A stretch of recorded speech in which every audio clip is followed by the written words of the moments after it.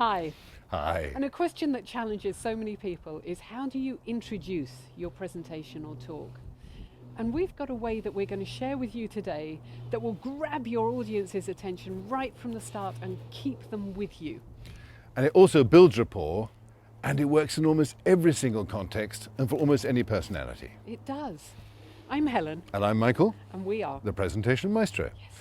And the best way I think of giving you this is to demonstrate it. And we're running a little bit of a risk here because we haven't rehearsed this at all.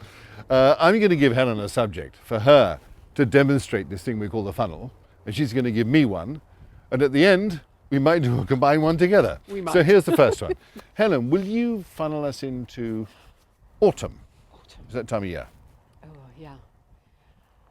I absolutely love the sun. I come alive, and there is so much I can achieve in the long summer days, getting up really early, or really early for me, and going to bed really late, but you cram so much in, full of energy and vitality.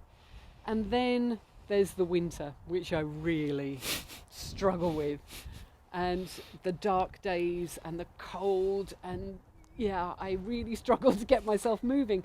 But in between, there's a fabulous time of changing colours, and some wet days and some not so wet days. And that's what I want to talk to you about today, autumn and the changing colours. Brilliant. Now follow that. Okay. Okay, what are you going to give me? One for you. Barbershop Singers. Crikey. Okay. Good afternoon, everybody. Now, one of the things that human beings respond to best, and nature actually is designed to operate this way, is to be in harmony. Left to their own devices, most things in the universe will seek to establish a harmonious relationship with each other. And one of the best ways human beings can express harmony is through singing.